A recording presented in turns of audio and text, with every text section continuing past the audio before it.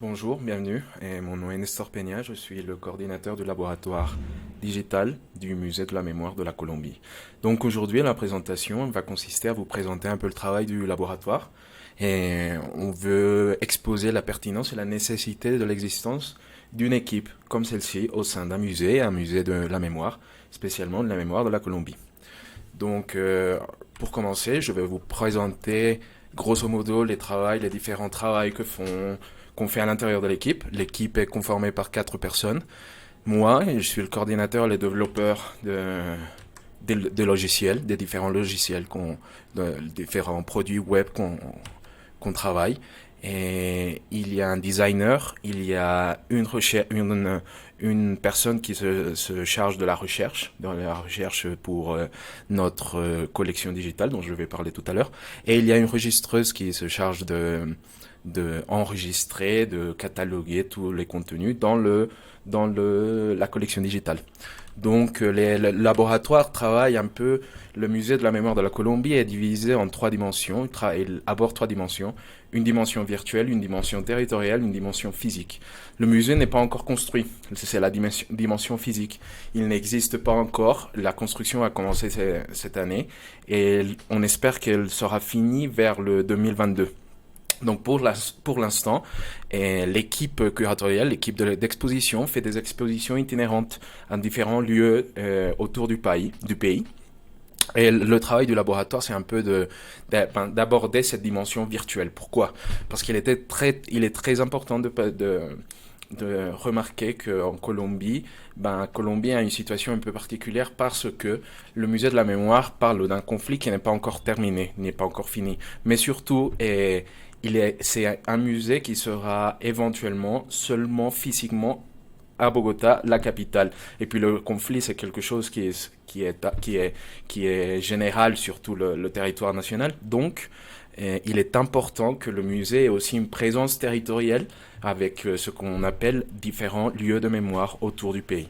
Et aussi une présence dans la dimension virtuelle, en essayant ben, d'utiliser ou d'explorer les différents outils que la virtualité nous permet d'aborder. Donc ça, c'est le travail du laboratoire, c'est d'essayer d'explorer la virtualité, voir comment on peut translater un peu le travail de l'équipe d'exposition à l'entour virtuel. Et puis surtout, tenant compte que beaucoup de personnes, beaucoup de gens autour du pays n'ont pas accès à Internet, on pense différentes manières pour faire accessible ce contenu à différents visiteurs sur la dimension virtuelle. Donc ici, il y a différents exemples et on travaille surtout les plateformes web. On a une collection digitale d'artistes ou de différentes expressions artistiques autour de la mémoire et aussi une collection digitale de tous les contenus qui se génèrent à l'intérieur du musée. Donc la plateforme est en ce moment en développement. On a différents types il y a différentes manières d'explorer ce contenu. On peut chercher par mots ou par type. On a différents types de contenus. On a audiovisuel, on a sonore, on a interactif, publication, image, audio, vidéo, etc., etc., etc. Et la plateforme permet l'enregistrement des visiteurs. Donc, un visiteur a la possibilité de créer des collections dans son compte, des collections de favoris, un peu comme sa propre exposition avec les contenus qu'il y a dans la collection digitale.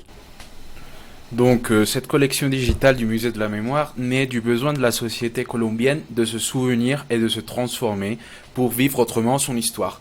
Donc, celle-ci est un outil qui délocalise et décentralise l'institution physique muséale en ce qui concerne la production et le magasinage des objets. Ceci est très important, comme on le verra un peu plus tard.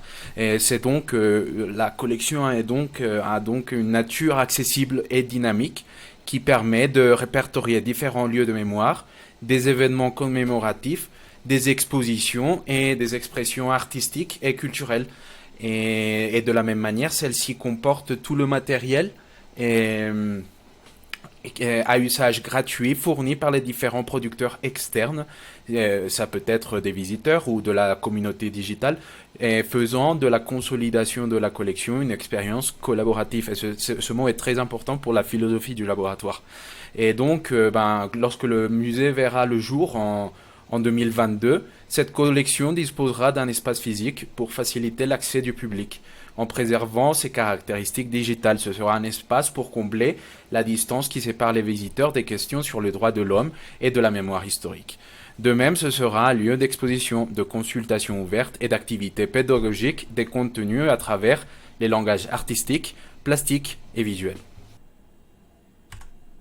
Tout à l'heure, je vous parlais de l'importance du territoire pour la Colombie, parce que, et pour le musée surtout. Le musée va être construit dans la capitale, à Bogota, ici, Bogota. Et ça va être le lieu où on va construire le bâtiment. Mais le but du musée, c'est d'arriver à plusieurs endroits autour du pays. Donc, l'exploration de cette collection digitale et le laboratoire, nous avons décidé de prioriser une exploration cartographique. C'est-à-dire, tous les contenus sont géolocalisés. Et je peux chercher par département, par exemple. Je peux chercher le contenu, quel contenu on a dans Antioquia, quel contenu on a aux Amazones, etc., etc., etc. Et bien évidemment, ces outils, les outils de cartographiques comme Google Maps ou Apple Maps, on a besoin d'Internet. Et comme je vous le disais tout à l'heure, le but du laboratoire, c'est de éventuellement construire toutes les plateformes, tous les produits que vous avez vus tout à l'heure, ici, tous ces produits. Le but du laboratoire, c'est éventuellement pouvoir translader ça, je vais vous parler tout à l'heure, c'est de translader cette expérience de web et online à une plateforme offline, de telle manière qu'on puisse prendre toute cette plateforme et la mener à différents endroits autour du pays où il n'y a pas nécessairement accès à Internet.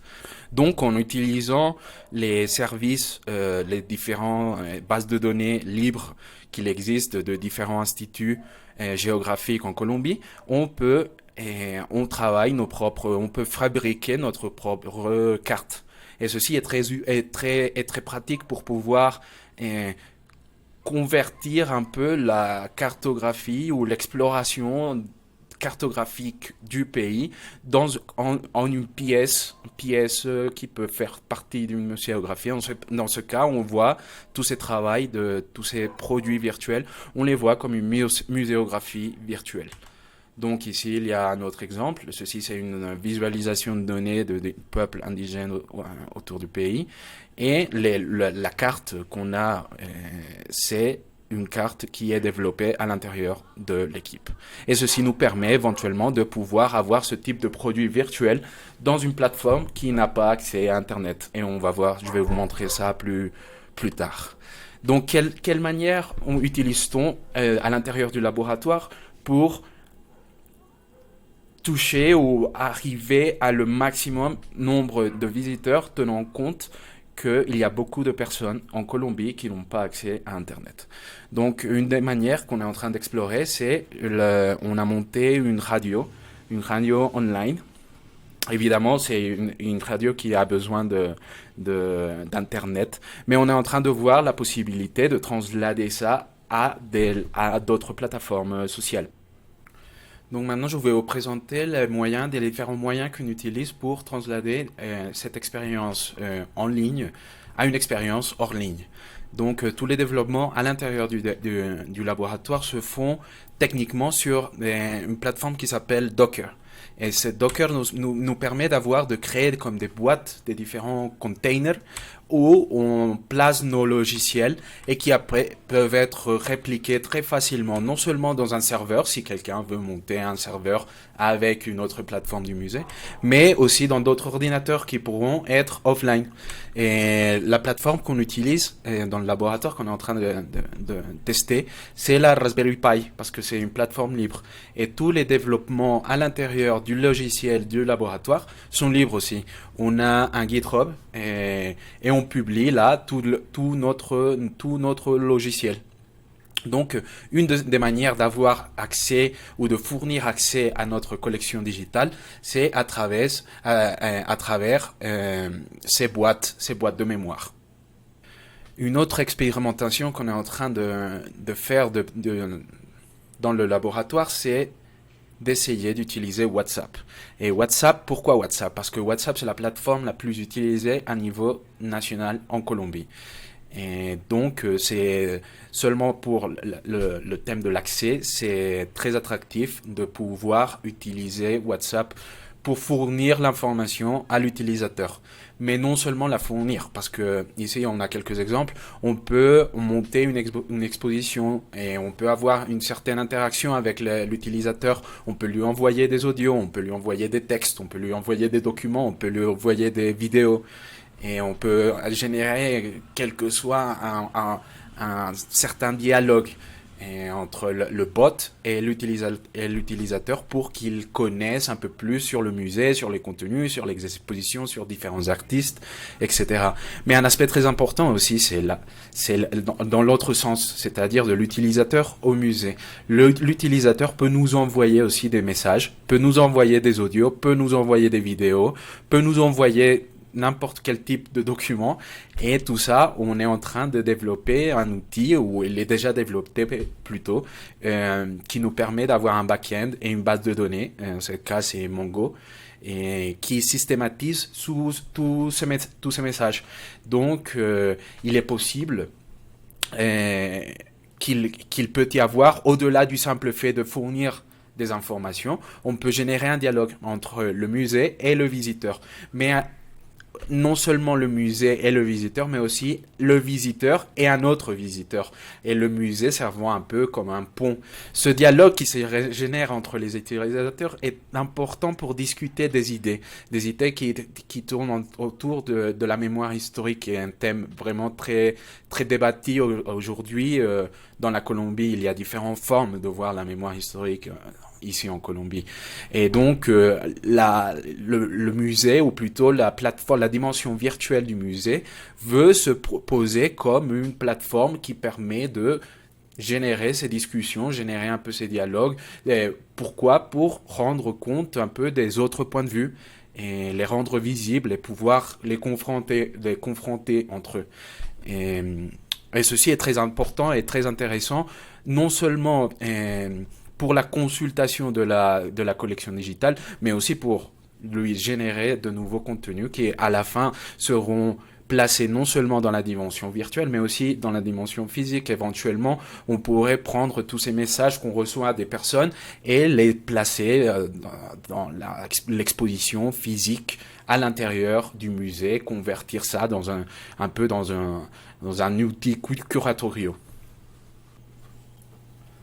Donc jusqu'ici arrive notre présentation du laboratoire et du musée de la mémoire. J'espère vous avoir mis un peu en contexte du musée, de la situation un peu particulière du musée de la mémoire de la Colombie, et non seulement politique, mais géographique du pays, du territoire en général, et un peu d'avoir justifié ou contextualisé pourquoi on a un laboratoire digital à l'intérieur du musée et pourquoi on considère qu'il est important qu'il y ait une équipe complètement dédiée à explorer ces outils de la virtualité qui nous permettront éventuellement de générer un dialogue, de fournir de l'information, etc., etc., etc. Donc j'espère que vous puissiez visiter notre site web www.museodememoria.gov.co et puis à la prochaine. Merci beaucoup.